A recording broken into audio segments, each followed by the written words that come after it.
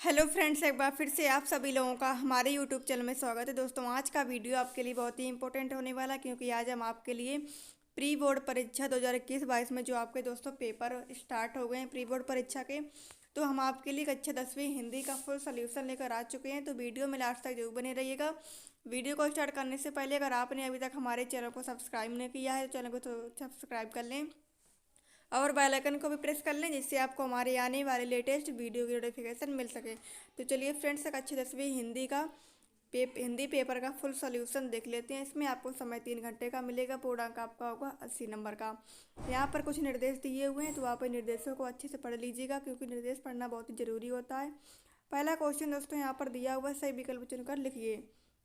ये आपके दोस्तों क्वेश्चन दिए हुए हैं, इनके उत्तर देख लेते हैं।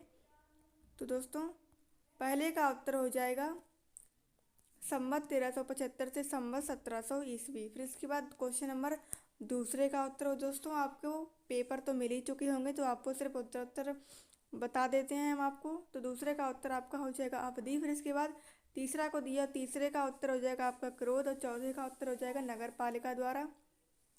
पांचवें का आपका उत्तर हो जाएगा चिकित्सा के लिए आलय, और छठे का उत्तर हो जाएगा मैया के आंचल में। फिर इसके बाद दोस्तों क्वेश्चन नंबर दूसरा दिया हुआ, रिक्त स्थान में सही विकल्प चुनकर लिखिए।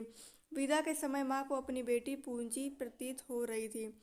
तो इनके उत्तर देख लेते हैं रिक्त स्थान के। तो इसका दूसरे का पहला का हो जाएगा अंतिम, और दूसरे का उत्तर हो जाएगा अलंकार। तीसरे का उत्तर हो जाएगा आचार्य विश्वनाथ। चौथे का उत्तर हो जाएगा स्वयं। पांचवें का उत्तर हो जाएगा अव्ययी भाव। छठे में दोस्तों हो जाएगा बाबूजी, और सातवें में हो जाएगा आपका जापान। फिर इसके बाद तीसरा क्वेश्चन दिया हुआ है, सही जोड़ियां बनाकर लिखिए। खंड आ और खंड बा में दिया हुआ है। सही जोड़ियां में आपका हो जाएगा छाया मत छूना का हो जाएगा गिरजा कुमार माथुर। दूसरा दिया हुआ है पृथ्वीराज रासो, तो ये हो जाएगा महाकाव्य। तीसरा दिया हुआ है यह एक कहानी है भी, तो इसका हो जाएगा मिलन मन्नू भंडारी। चौथा दिया हुआ है ईश्वर करे तुम पास हो जाओ, तो ये हो जाएगा इच्छावाचक वाक्य।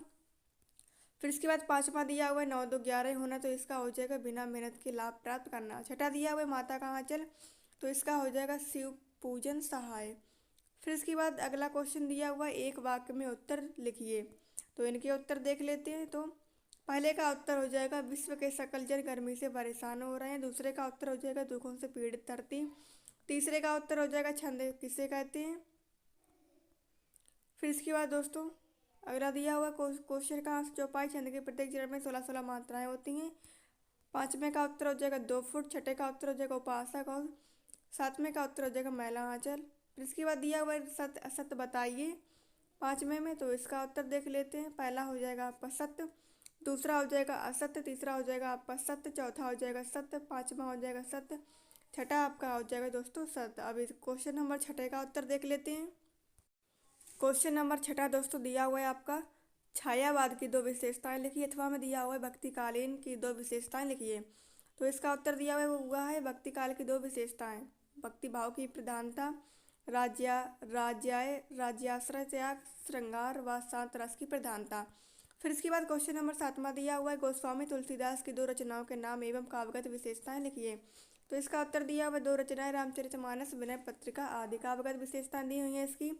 तुलसीदास जी ने ब्रजवावधी व दोनों भाषाओं में काव्य रचना की। फिर इसके बाद दूसरा दिया हुआ क्वेश्चन, उनके काम में चौपाई, दोहा, सोरठा, हरिगीत का, कविता पद आदि उनके छंदों का प्रयोग हुआ है। फिर इसके बाद क्वेश्चन नंबर आठवां इसमें दिया हुआ है आग से रोटियां सेकने के लिए माँ ने बेटी को सचेत करना क्यों जरूरी समझा। तो इसका उत्तर दिया हुआ है दोस्तों, माँ ने बेटी को सचेत करना इसलिए जरूरी समझा बेटी क्योंकि उसकी बेटी इन सब बातों से अनजान थी। वह अत्यंत भोली व सरल थी। उसने घर में केवल सुख ही देखा था। वह जीवन के दुखों से अपरिचित थी। माँ को यह डर था कि उसकी भोली वाली बेटी समाज व्यवस्था के अनुरूप आदर्श रूपी बंधन को स्वीकार कर सामाजिक भेदभाव का शिकार हो जाएगी। वह समाज के प्रतिमान के अनुरूप स्वयं को अबला मान लेगी। माँ नहीं चाहती थी कि उसकी बेटी को यह पीड़ा भोगनी पड़े। इसी कारण वह अनुचित बंधुओं को प्रतिकार करने के लिए उसे संकेत करती है। फिर इसके बाद क्वेश्चन नंबर 9वां दिया हुआ है, छंद किसे कहते हैं, छंद के प्रकार लिखे। तो इसका उत्तर दिया हुआ है, जब वर्णों की संख्या, क्रम, मात्रा, गणना तथा यदि गति आदि नियमों को ध्यान में रखकर पद रचना की जाती है तो उसे छंद कहते हैं। छंद के प्रकार, छंद होते हैं 3 प्रकार के, वार्णिक छंद, मात्रिक छंद, मुक्तक छंद। फिर इसके बाद क्वेश्चन नंबर 10वां दिया हुआ है, आख्यानक गतियाँ से क्या तात्पर्य, उदाहरण सहित समझाइए। आख्यानक गतियाँ महाकाव्य और खंडकाव्य से पद गद्य कहानी का नाम आख्यानक गीत है। इसमें वीरता, साहस, पराक्रम, बलिदान, प्रेम करना आदि के प्रेरक घटना चित्रों से कथा श्री कृष्ण जयंती में कृष्ण के जन्म की रात का वर्णन है। उदाहरण दिया हुआ है इसमें रामचंद्र जी, गंगावतर राम का धनु रिया। 11वां क्वेश्चन दिया हुआ है इसमें कोई दो उपन्यास के नाम एवं उनके लेखकों के नाम लिखिए। तो उपन्यासकार दिया हुआ उपन्यास और प्रेमचंद, गोदानगमन, शिव पूजन, साय का देहाती दुनिया। क्वेश्चन नंबर 12 दिया हुआ है मन्नू भंडारी के साहित्य की प्रमुख विशेषताएं। तो पहली विशेषता है मन्नू भंडारी की कहानियों और उपन्यासों में स्त्री मन से जुड़ी अनुभूतियों के चित्रण की प्रधानता है। दूसरा क्वेश्चन दिया हुआ है उनकी रचनाओं में भारतीय नारी के जीवन और उसकी विशेषताओं का प्रभावशाली वर्णन हुआ है। दोस्तों अगर आप इसकी PDF डाउनलोड करना चाहते हैं तो आप गूगल पर सर्च करें nityastudypoint.com। तो वहाँ से दोस्तों आप इसकी PDF भी डाउनलोड कर पाएंगे। अगर आपने अभी तक हमारे टेलीग्राम ग्रुप को ज्वाइन नहीं किया है तो आप टेलीग्राम ग्रुप को ज्वाइन कर लीजिएगा। डिस्क्रिप्शन बॉक्स में आपको टेलीग्राम ज्वाइन करने का लिंक मिल जाएगा, वहाँ से आप टेलीग्राम ग्रुप को ज्वाइन कर लीजिएगा। तीसरा पॉइंट दिया हुआ है उसमें उन्होंने स्त्री स्वतंत्र व्यक्तित्व का आकलन भी अपनी रचनाओं में प्रस्तुत किया है। क्वेश्चन नंबर 13 दिया हुआ है इसमें वास्तविक अर्थों में संस्कृत व्यक्ति किसे कहा जाता है। तो इसका उत्तर दिया हुआ है वास्तविक अर्थों में संस्कृत व्यक्ति उसे कहा जाता है जो अपनी बुद्धि अथवा विवेक के द्वारा किसी भी नए तथ्य को दर्शन करता है, अर्थात जिसने अपनी योग्यता के बल पर किसी नई चीज का आविष्कार किया वही वास्तविक अर्थों में संस्कृत कहलाने के योग्य है। 14वां क्वेश्चन दिया हुआ है समास की परिभाषा उदाहरण सहित लिखिए। तो इसका उत्तर दिया हुआ है दो या दो से अधिक शब्दों का योग समास कहलाता है। इसका उदाहरण हो जाएगा राजा का पुत्र, राजपुत्र। 15वां क्वेश्चन दिया हुआ है जॉर्ज पंचम की लाट की नाक लगने वाली खबर के दिन अखबार बार चुप क्यों थे। पहला पॉइंट दिया हुआ इसमें जिस दिन जॉर्ज पंचम की नाक लगनी थी उस दिन सभी अखबार चुप थे। कहीं कोई सम्मेलन का जिक्र नहीं था क्योंकि अपनी व्याख्या के दोष के कारण सरकार कुछ बताना ही नहीं चाहती थी। दूसरा पॉइंट दिया हुआ इसमें क्योंकि जिंदा नाक लगाने की बात थी, यदि यह बात आम जनता तक चली जाती तो हंगामा हो जाता, इसी भय के कारण अखबार चुप थे।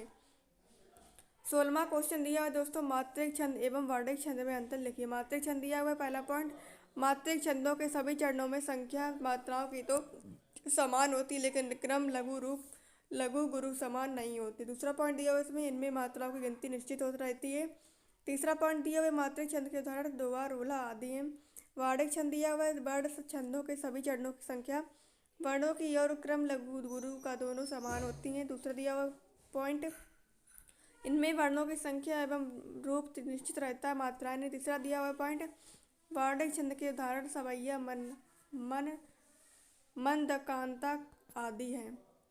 17वां क्वेश्चन दिया हुआ है लोकोक्ति और मुहावरे में कोई तीन अंतर लिखिए। तो लोकोक्ति दिया हुआ है लोकोक्ति किसी कहानी अथवा चिर सत्य के आधार पर बने हुए पूरे वाक्य के रूप में होती है। दूसरा दिया हुआ क्वेश्चन दूसरा पॉइंट दिया हुआ इसमें लोकोक्ति का प्रयोग पूर्णतया स्वतंत्र रूप से किया जाता है। तीसरा दिया हुआ इसमें अकेला चना भाड़ नहीं फोड़ता, अंधों में काना राजा। मुहावरे दिया हुआ पहला पॉइंट मुहावरे वास्तव में शब्दों के लक्षण प्रयोग होते हैं। मुहावरों का प्रयोग वाक्यों के अंतर्गत हो सकता है। इसका दिया उदाहरण आंखों का तारा। 18वां क्वेश्चन दिया हुआ है उपयुक्त गद्यांश का उचित शीर्षक लिखिए। गद्यांश का शीर्षक हो जाएगा देश प्रेम।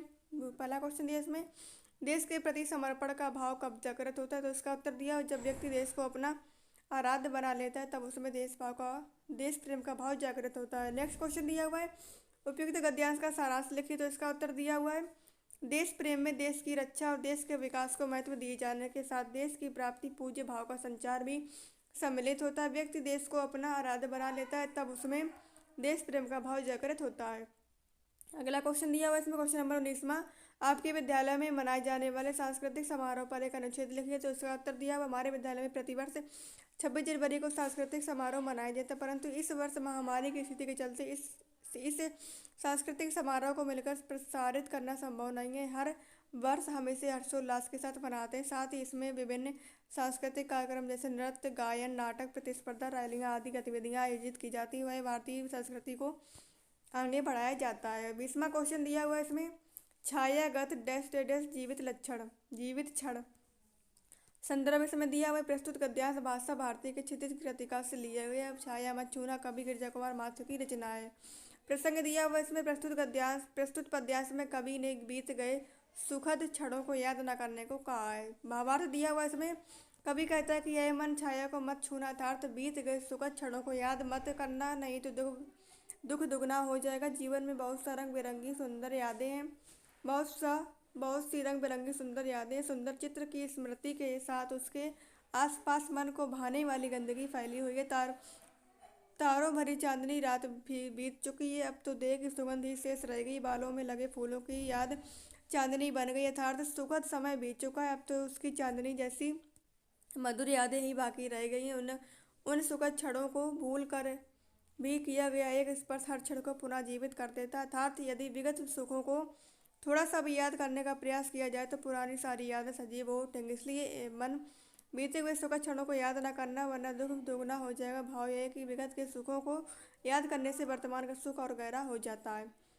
फिर इसके बाद क्वेश्चन नंबर 21वां दिया हुआ है, मूर्ति संगमरमर डैश डैश प्रयास था।